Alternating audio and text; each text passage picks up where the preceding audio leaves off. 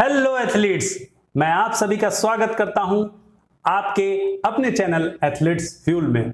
आज हम बात करने वाले हैं फिजिकल एजुकेशन के chapter children and women in sports का एक टॉपिक बच गया था, यानी कि sports participation of women in India, यानी कि खेलों में भारतीय महिलाओं की भागीदारी या उनकी भूमिका के बारे में।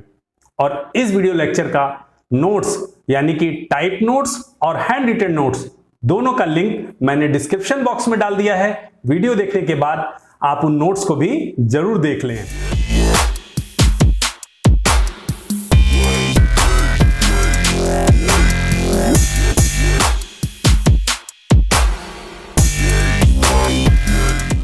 तो आइए शुरू करते हैं।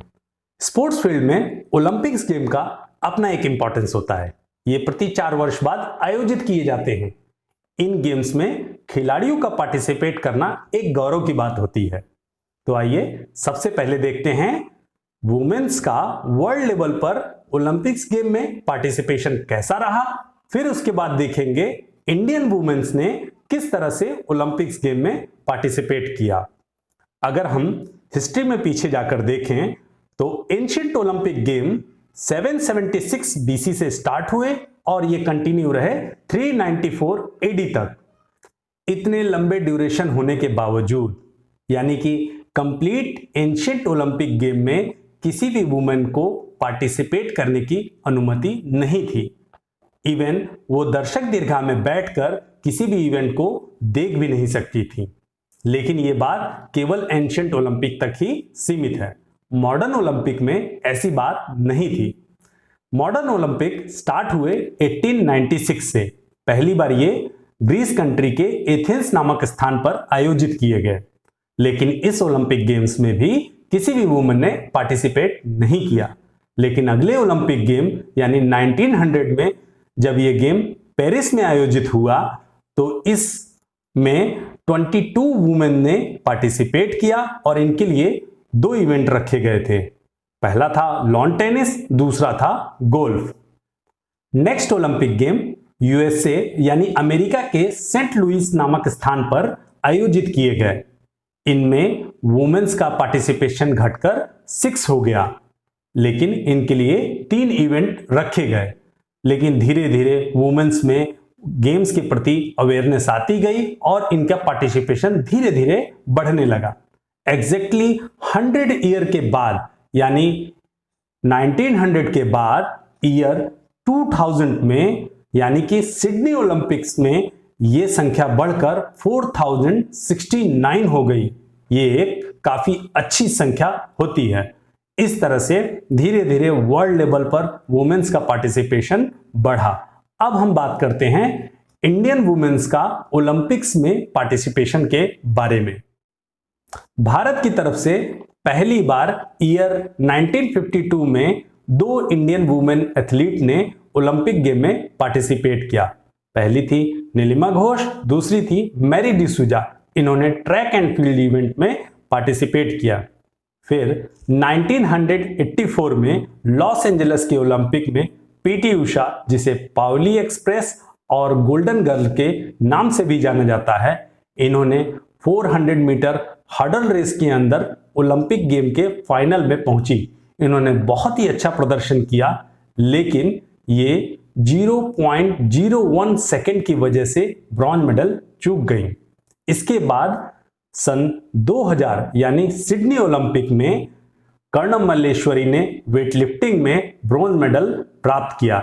ये वो समय था जब किसी भारतीय महिला ने ओलंपिक्स गेम में मेडल प्राप्त किया था। इसके बाद सन 2012 में एमसी मैरी कॉम ने बॉक्सिंग में ब्रॉन्ज मेडल प्राप्त किया और वहीं साइना नेहवाल ने बैडमिंटन सिंगल में ब्रॉन्ज मेडल प्राप्त किया। और फिर 2016 रियो ओलंपिक में साक्षी मलिक ने कुश्ती में ब्रॉन्ज मेडल और वहीं बैडमिंटन में पीवी सिंधु ने सिल्वर मेडल जीता। वहीं दीपा कर्माकर ने जिम्नास्टिक में बहुत ही अच्छा प्रदर्शन किया।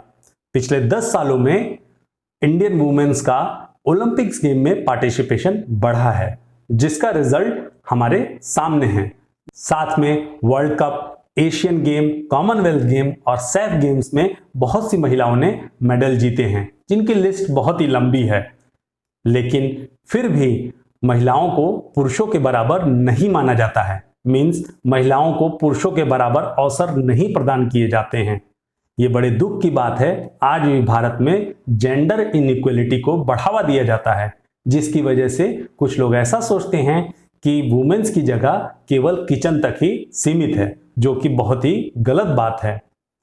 अब बात करते हैं reason for less participation of women in sports, यानी खेलों में महिलाओं की भागीदारी कम होने के क्या कारण हैं। इसका पहला कारण है नो पेरेंटल इंकरेजमेंट, यानी कि वुमेन्स एथलीट को उनके घर से सपोर्ट नहीं मिलता है। कई बार स्पोर्ट्स खेलने के लिए वुमेन्स को अपने घर से कहीं बाहर दूर सिटी में जाना पड़ सकता है, जिसके लिए उनके पेरेंट्स कई बार अलाउ नहीं करते हैं और उन्हें किसी तरह का सपोर्ट और इंकरेजमेंट भी नहीं करते हैं। नेक्स्ट कॉज है ट्रेडिशनल सोसाइटी। हमारी ट्रेडिशनल सोसाइटी में कई लोग ऐसा सोचते हैं कि वुमेन्स को स्पोर्ट्स नहीं खेलना चाहिए।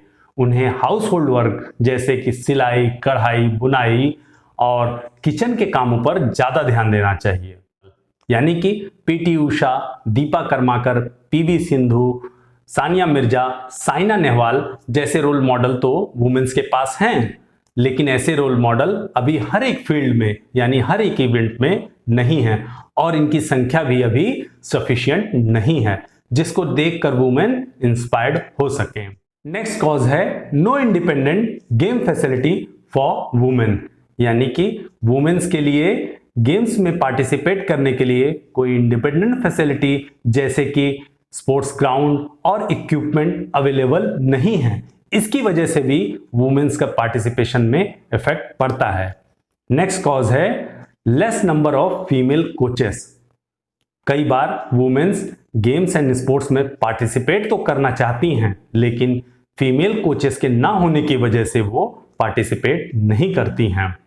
इस तरह से कई और भी कारण हैं, जैसे कि पर्सनल सिक्योरिटी और मीडिया कवरेज। ऐसे और भी पॉइंट्स आपको स्क्रीन पर दिख रहे हैं, इसे भी आप नोट कर लें। अब बात करते हैं कुछ क्वेश्चंस की। पहला क्वेश्चन है in which Olympic there was no participation of women. इसका आंसर है फर्स्ट ओलंपिक, यानी कि 1896 एथेंस ओलंपिक में किसी भी वुमेन ने पार्टिसिपेट नहीं किया था।